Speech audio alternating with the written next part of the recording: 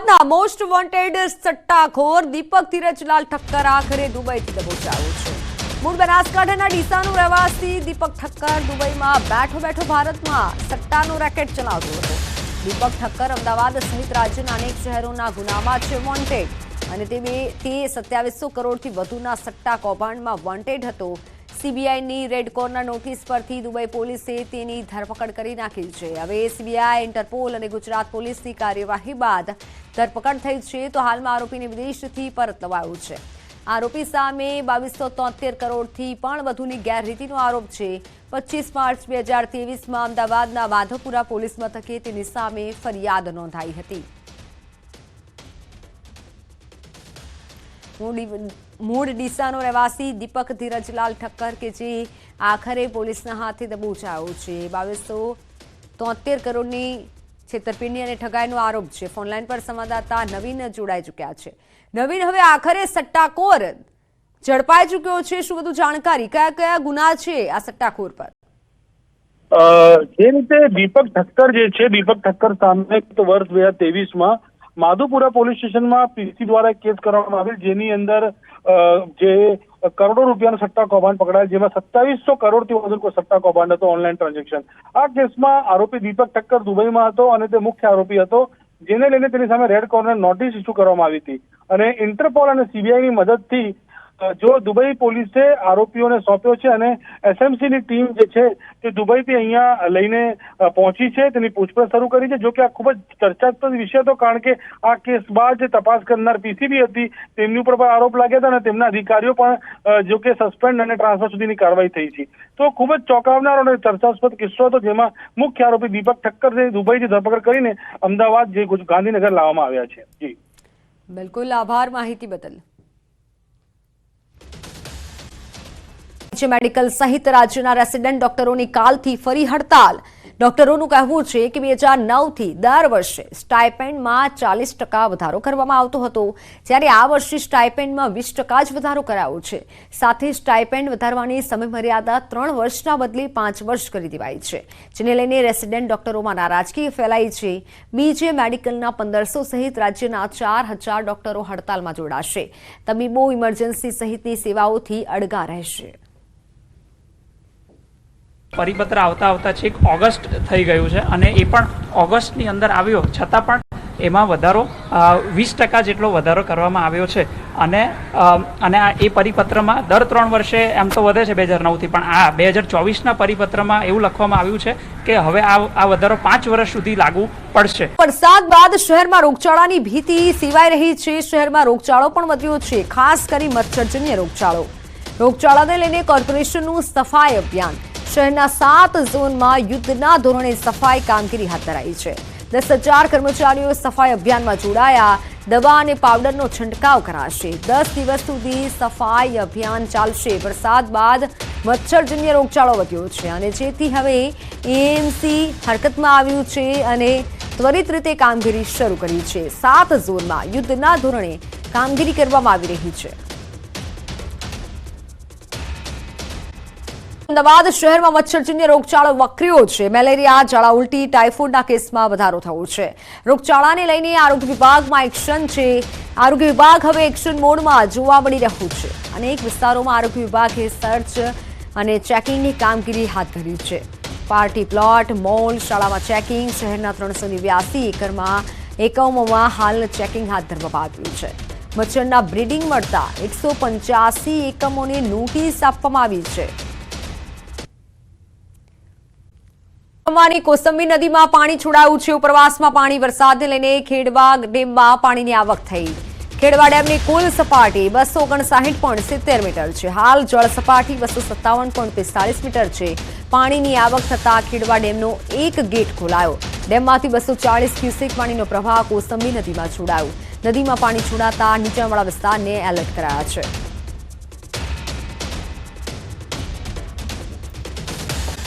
માં પડ્યો મસ્ત મોટો ભૂવો। છત્રપતિ શિવાજી સ્પોર્ટ્સ સંકુલ નજીક ભૂવો પડ્યો।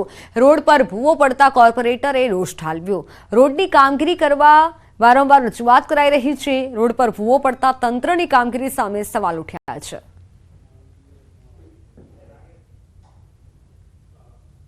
આજે આ રહદારી વાળો બહુ રસ્તો છે, કદાચ અહીંથી કોઈ પસાર થતે તે 100% મતલબ એને અહીંયા જીવ ગુમાવવું પડતે. આ બેદરકારી ઝોનલ શ્રી એને હું 3.5 વર્ષથી તમામ મારા વિસ્તારના ટીપી રસ્તાઓ, આંતરિક સોસાયટીના રસ્તાઓ, ગટર લાઈન, પાણીની લાઈન નવી નાખવા માટે અરજી કરી છે, પરંતુ એ ભાઈ મન નામ મરી નથી પાડતો. માતરના પુનાજ ગામમાં ડાંગરના પાકમાં લવાલ કાંસના પાણી ફરી વળ્યા. 900 વીઘાથી વધુ જમીનમાં ડાંગરનો પાક નિષ્ફળ જવાની ખેડૂતોમાં ભીતિ સેવાઈ છે. ત્યારે ન્યૂઝ 18 ગુજરાતી પહોંચ્યું પુનાજ ગામના ખેડૂતોની વચ્ચે. છેલ્લા 4 દિવસથી ખેતરમાં પાણી ભરાયેલા છે. લવાલ કાંસના પાણી ખેતરોમાં ફરી વળતા તારાજી સર્જાઈ છે. ડાંગરના ખેતરોમાં ઢીચણસમાં પાણી ભરાયેલા છે. ખેડૂતોએ કહ્યું કે સરકાર સર્વે કરી યોગ્ય સહાય ચૂકવે. ખેડૂતોએ 1 વીઘા દીઠ 15,000 થી 20,000 રૂપિયાનો ખર્ચ કર્યો. વધુમાં ખેડૂતોએ ઉનાળા દરમિયાન ડાંગરનો પાક કરવા માટે પણ પાણી આપવાની માંગ કરી. વરસાદના લીધે જો ફૂલ પાણી આવી ગયું બધે, અને કોસ સાફ સફાઈ નતું કર્યું તે અમારે બધું કોસનું પાણી જ બધે ફરી વળ્યું છે. કેટલું નુકસાન? હવે 1,000-1,500 વીઘાનું બધું નુકસાન જ છે. હવે જ્યારે જરૂર હતી ત્યારે કેનાલમાં પાણી આવ્યું નહીં, ત્યારે અમે આગળ ગમે તેમ કહીને આમ છે એમ દમતા બમતા મૂકી નાખા, હળીમાંથી નિકાસમાંથી મૂકી અને ધરું ઉછેરી મોટા કર્યા. પછી સાથે પાણીનો વરસાદ આવી ગયો એકદમ, તે બધી ચારી તમે જુઓ બધી ભરી ગયેલી છે. ખેડા જિલ્લામાં ઉપરવાસમાં ભારે વરસાદ અને અહીં આગળ સામાન્ય વરસાદમાં ખેડૂતોના ખેતરોમાં જળબંબાકારની સ્થિતિ થઈ છે. ન્યૂઝ 18 ગુજરાતી પહોંચ્યું છે માતર તાલુકાના પુનાજ ગામે. પુનાજ ગામની અંદર અંદાજિત 1,000 થી વધુ હેક્ટરમાં ડાંગરના પાકને નુકસાન થયું છે. હું જે ઊભો છું તે ખેતરની અંદર હજુ પણ મારા ઢીચણસમાં પાણી છે, એટલે ડાંગર સંપૂર્ણ નાશ જવાની શક્યતા છે. અહીંના ખેડૂત જોડાયા છે. શું નામ તમારું અને શું પરિસ્થિતિ? મારું નામ મનહરદાન ગોવિંદભાઈ ગઢવી, ગામ પુનાજ, તાલુકો માતર. મનહરભાઈ, કેવી પ્રકારની સ્થિતિ છે? છેલ્લા 5 દિવસથી અહીંયા ઉપરવાસમાં ભારે વરસાદ આણંદ જિલ્લામાં નડિયાદમાં પડવાથી અમારા લવાલ કાંસમાં પાણી આવ્યું છે, અને સાબરમતી ને વાત્રકનો ધક્કો હોવાથી આ પાણી અંદર જઈ શકતું નથી, એટલે અમારી કેરવાડીમાં ફરી વળ્યું. લગભગ અમારા ગામમાં 2200 હેક્ટર કરતા વધુ ડાંગરનું નુકસાન થયું છે. નુકસાન થયું છે. અન્ય પણ ખેડૂત છે. કેટલા રૂપિયાનો વીઘા દીઠ ખર્ચો કર્યો હતો અને કેવા પ્રકારનું નુકસાન થયું છે? અંદાજે તો આચેકા ખેડૂતના 20 થી 25 થયો છે. રોપામણ ને બધું અને ખાતર અન્ય નાખ્યું છે તે 35 થી 40 એક વીઘે ખર્ચો લાગ્યો છે. બરાબર. વીઘા દીઠ 30,000 રૂપિયા જેટલો ખર્ચો થયાનું ખેડૂતો જણાવે છે. અન્ય પણ એક ખેડૂત છે, તેમની સાથે પણ વાત કરવાનો પ્રયત્ન કરીશું. દાદા, ડાંગર આફર થવાનું નથી એવું લાગી રહ્યું છે, શું કહેશો? ડાંગર તો હવે થાય નહીં. હવે બીજું શું પાક કરો એની ઉપર ગામનો આખો આધાર રહ્યો. લગભગ બધી જ ડાંગર બોરાણમાં જઈ છે. આ છોડવામાં ઝાડીને ઊભા છે, એ કઈ છોડવો રહેવો લાગતો નથી. અમે સરકાર પાસે તો એટલી જ અપેક્ષા રાખી શકીએ કે જે થાય એ યથાયોગ્ય અમને મળતર આપે, વત્તા ઉનાળુ પાક માટે પાણીની સગવડ કરી આલે. કારણ કે 1 વીઘે લગભગ 15,000 થી 20,000 રૂપિયા ખર્ચો થયેલ છે, જે હાલમાં કંઈ મળી શકે એમ નથી અને કોઈ વળતરની આશા નથી. એટલે કહી શકાય કે એના ખેડૂતો એક જ વાત કરી રહ્યા છે કે તેઓનો સરકાર દ્વારા સર્વે કરાવી અને તેમને વળતર ચૂકવે. ફરીથી દ્રશ્યો બતાવીશ કે આપ જોઈ શકો છો કે જે તમામ ડાંગર છે, આ તમામ ડાંગર પાણીમાં ગરકાવ થઈ ગઈ છે. હું પણ અત્યારે ઢીચણસમાં પાણીની અંદર ખેતરમાં ઊભો છું, અને આ તમામ પાક નિષ્ફળ જવાના કારણે ગામ લોકોની એક જ વાત છે કે સરકાર દ્વારા આના સર્વે કરી અને તેમને યોગ્ય વળતર રૂપે સહાય ચૂકવવામાં આવે, તેમજ ઉનાળા દરમિયાન આ ખેડૂતોને જો પાણી આપવામાં આવે તો ફરીથી ઉનાળુ સિઝન લઈ શકે, કારણ કે શિયાળુ પાક પણ હવે નિષ્ફળ જવાનું લોકોને ભીતિ સેવાઈ રહી છે. ઉમંગ પટેલ, ન્યૂઝ 18 ગુજરાતી, પુનાજ, ખેડા. જિલ્લામાં અવિરતપણે ધોધમાર વરસાદ નોંધાયો છે. જેના પગલે ખેડૂતોના ખેતરોમાં પાણી ફરી વળતા મોટા પાયે કપાસ સહિત પાકને નુકસાન પહોંચ્યું છે. જેમાં વઢવાણ તાલુકામાં 6,000 થી વધુ વીઘા જમીનમાં ખેડૂતોના પાકને નુકસાન પહોંચ્યું. ખેડૂતોની હાલત કફોડી બની. વઢવાણના મેમકા, માળોદ, કોઠારિયા, વડલા સહિત અનેક ગામના ખેતરોમાં પાણી ભરાયા. ખેડૂતોએ મહા મહેનતે કરેલ કપાસ, મગફળી, જુવાર સહિતના પાક અને બાગાયતી પાકને મોટા પ્રમાણમાં નુકસાન પહોંચ્યું છે. સરકાર દ્વારા તાત્કાલિક પાક નુકસાની અંગે સર્વે હાથ ધરી વળતર ચૂકવવામાં આવે તેવી ખેડૂતો માંગ કરી રહ્યા છે. અમારે અહીંયા ભારે વરસાદ હોય એટલે આ કેનાલ અડતા ખેતરમાં અમારે 20 વીઘાનું ખેતર હે. કપાસ હાવ એતે બળી ગયો પાણી ભરાવાથી, અને દર વર્ષે ભારે વરસાદ હોય ત્યારે અમારે બળી જાય. અમારે સરકારને એટલી માંગણી છે કે એ લોકો ખેતર ઉપર આવી અને સર્વે કરી જાય, અને સર્વે ન કરે એ લોકો ચોપડામાં એમની મેળે આંકડા મેકી દે છે ને પછી કહે કે આવી રીતના થઈ ગયું સર્વે. એ નહીં, પણ એ લોકો રૂબરૂ આવે અને સર્વે કરી જાય કે ભાઈ રેન્ડમલી આ લોકો સર્વે કરતા હોય છે, 5 ખેતરમાં સર્વે કરી લીધો પછી બીજી સીમમાં જતા રહે, એવું નહીં કે સ્પોટ ઉપર સર્વે થાય તો ખેડૂત સાથે ન્યાય થશે. આની જગ્યાએ અન્યાય એવો થાય છે કે દર વર્ષની જેમ કે રેન્ડમલી આ લોકો સર્વે કરી લે, 5 ખેતરમાં જોઈ લીધું પછી ઓલ ઓવર આંકડા સીધા મૂકી દેતા હોય છે. સુરેન્દ્રનગર જિલ્લામાં તાજેતરમાં વરસેલા અનરાધાર વરસાદ ક્યાંક ને ક્યાંક સુરેન્દ્રનગર જિલ્લાના ખેડૂતો માટે આ મેઘમહેર છે એ મેઘ કહેર સાબિત થઈ છે. આ ટીવી પરના આપ દ્રશ્યોમાં જોઈ શકો છો કે સુરેન્દ્રનગર જિલ્લાના વઢવાણ તાલુકાના જે ખેતરો છે એના દ્રશ્યો છે. ખેતરોમાં હાલ અંદાજે 2 ફૂટથી વધુ પાણી ભરાયેલા છે. છેલ્લા 4 દિવસથી સુરેન્દ્રનગર જિલ્લામાં વરસાદે સંપૂર્ણપણે વિરામ લઈ લીધો છે. તેમ છતાં હજુ સુધી આ જે ખેતરો છે એમાં પાણી છે ભરાયેલા છે અને અંદાજે 5000 વીઘાથી વધુ જમીન છે, જમીનમાં પાક છે સદંતર નિષ્ફળ ગયો છે. સરકાર દ્વારા સર્વે અને સહાયની મસ્ત મોટી જાહેરાતો કરવામાં આવી છે, પરંતુ ખેડૂતોનો ક્યાંક ને ક્યાંક એવો આક્ષેપ છે કે સરકાર દ્વારા દર વર્ષે આ પ્રકારની લોલીપોપ આપવામાં આવે છે, પરંતુ સહાયના નામે ખેડૂતોને માત્ર અને માત્ર આશ્વાસન જ આજ સુધી મળ્યા છે. ત્યારે ખેડૂતોના ખેતરો સુધી જઈ નક્કર સર્વે કરી અને ખેડૂતોને યોગ્ય સહાય ચૂકવવામાં આવે તેવી ખેડૂતોની માંગ છે. અને ખરેખર જો જોવામાં આવે તો ક્યાંક ને ક્યાંક આ જે પાણી છે ખેડૂતોના ખેતરોમાં નથી ભરાયા,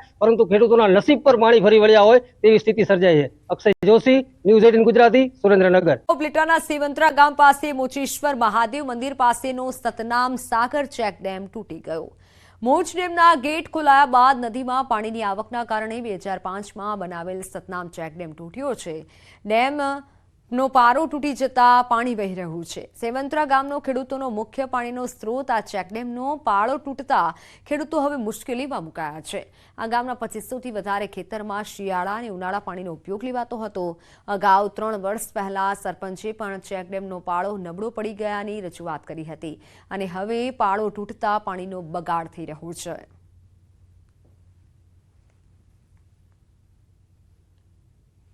લાંબા ટાઈમનો ઘઉં કે ઈ પિયત નહીં થાય, પણ ટૂંકા પિયત શિયાળુ પિયત થઈ શકશે. અને અત્યારે હાલની અંદર આટલો અવિરત વરસાદને હિસાબે છે જે અત્યારે જે વાવેલું છે એ સંપૂર્ણ નાશ પામેલ છે. એરડા, કપાસ, તુવેર, સોયાબીન અને મગફળી આ 2 મોલની અંદર જ છે.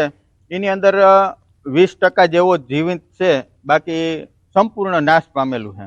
અનરાધાર વરસાદે ખેડૂતોને પાયમાલ કરી દીધા છે. ન્યૂઝ 18 ગુજરાતીની ટીમ જ્યારે બેડી ગામ પહોંચી તો ખેતરોમાં તારાજીના દ્રશ્યો જોવા મળ્યા.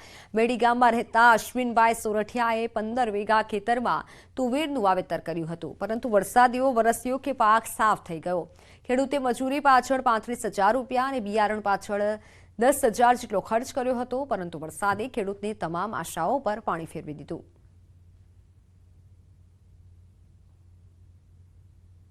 વાવેતર કર્યું હતું, 3 મહિના થઈ ગયા જે વાવેતર કર્યું તેને. હવે જે ચાલુ થવાની તૈયારી હતી, અમે ફુલાવર વાઢવાની જે અમારે લાણી લેવાની હતી ને ત્યાં બરાબર આ વરસાદ એટલો આવ્યો ને તો કાંઈ લેવા પણ જ ન રહ્યો. અમારે એવો વરસાદ પડ્યો, અતિવૃષ્ટિ થઈ એના કારણે મારે મરચીનો જે પાક હતો એ સંપૂર્ણપણે નાશ થઈ ગયો છે. અને જે મજૂરી છે એનો ખર્ચ છે એ બહુ વધારે વળતો હોય છે મરચીમાં, જેથી કરીને મને નફા કરતા નુકસાની વધારે આવી છે અને અન્યથા મારા પાકને ટોટલ નિષ્ફળ ગયો છે. અત્યારે રાજકોટ પંથકમાં પડેલા ધોધમાર વરસાદે ખેડૂતોને પાયમાલ કરી નાખ્યા છે. ખાસ કરીને રાજકોટનું બેડી ગામ કે જે શાકભાજીના વાવેતર માટે જે પ્રખ્યાત છે ત્યાં સંપૂર્ણ નાશ થયો છે. માત્ર શાકભાજી અન્ય પાકોને પણ નુકસાન થયું છે. ખાસ કરીને જે રીતના વાત કરવામાં આવે તો જે છે આ તુવેર છે, તુવેરના પાકને પણ જે મોટા પ્રમાણમાં નુકસાન થયું છે. આ તુવેરના જે છોડ છે તેમના જે મૂળ છે તે બળી ગયા છે અને હાથેથી બહુ સરળતાથી ઉપડી શકે તેવી હાલતમાં છે. એટલું જ નહીં, અહીંયા ફૂગ પણ ચડી ગઈ છે, જેથી કરીને આ જે તુવેરનો પાક છે તે સંપૂર્ણ નાશ પામ્યો છે. ખાસ કરીને જે બેડી ગામ છે ત્યાં જે ખેડૂત આગેવાનોના જણાવ્યા પ્રમાણે 1600થી 1700 વીઘા જે ખેતરો છે કે જેમાં આ રીતના નુકસાન થયું છે. તુવેરનો પાક છે તે સંપૂર્ણ બળીને નાશ પામ્યો છે. આ જે પાન છે અત્યારે લીલા હોવા જોઈએ, પરંતુ ક્યાંક ને ક્યાંક આ પાન એકદમ સૂકા થઈ ગયા છે અને ખેડૂતોને જે છે એક મોટી આર્થિક નુકસાની ભોગવવાનો વારો આવ્યો છે. ખાસ કરીને છેલ્લા 3 મહિના જેટલા સમયથી ખેડૂતો દ્વારા તનતોડ મહેનત કરવામાં આવતી હતી, મોટા પ્રમાણમાં ખર્ચાઓ પણ કર્યા હતા. જોકે તેમના મહેનત અને ખર્ચા પર વરસાદના પાણીએ પાણી ફેરવી દીધું હોય તેવા દ્રશ્યો પણ સામે આવી રહ્યા છે. હાર્દિક જોશી, ન્યૂઝ 18 ગુજરાતી, રાજકોટ. વરસાદ અનેક મુશ્કેલીઓ લઈને આવ્યો છે. વરસાદના કારણે ફરી એક વખત શાકભાજીના ભાવ આસમાને પહોંચ્યા છે. તહેવારોની સિઝનમાં શાકભાજીની માંગમાં વધારો થયો છે, પરંતુ વરસાદના કારણે શાકભાજીની ઓછી આવક નોંધાઈ છે અને જેના કારણે રિટેલ માર્કેટમાં શાકભાજીના ભાવ 100 રૂપિયા ઉપર પહોંચી ગયા છે. શાકભાજીના ભાવ વધતા તેની સીધી અસર ગરીબ અને મધ્યમ વર્ગ પર પડી રહી છે. મોટાભાગના શાકભાજીના ભાવ 100 રૂપિયા પાર ગયા છે.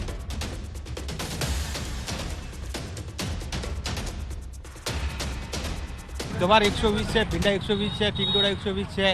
આ વરસાદ લીધે ભાવ વધી ગયા છે, આવક ઓછી છે. બરોબર, વરસાદો પાણીથી બધું શાક બગડી ગયું. 10 લાખની લાંચ કેસમાં મોટી સફળતા મળી છે. 11 મહિનાથી ફરાર પીએસઆઈ આખરે ઝડપાયો છે. ઉત્તરાયણ પોલીસ મથકનો પીએસઆઈ દિલીપ ચોસલાની ધરપકડ થઈ.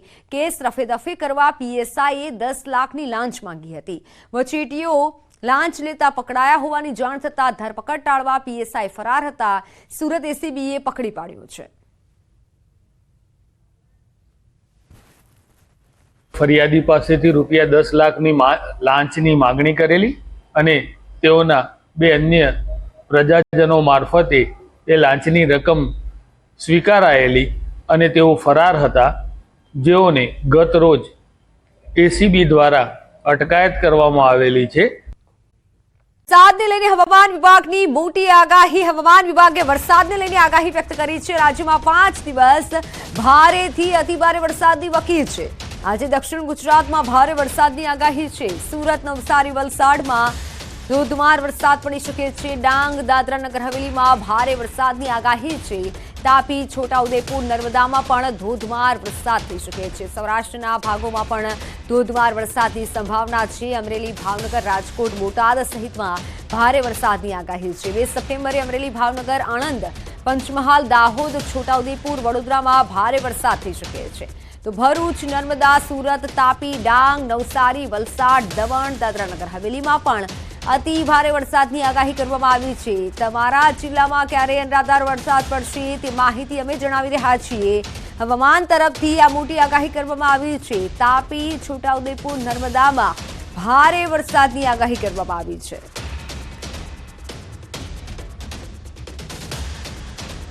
अगले आने वाले अगर हम हफ्ते की बात करें गुजरात में, सो अगले 5 दिनों के लिए जो है गुजरात में हैवी से वेरी हैवी वार्निंग जारी की गई है, जो कि एक डिप्रेशन है ओवर साउथ उड़ीसा जो है बना हुआ है, जो कि जिसकी movement west north west word है.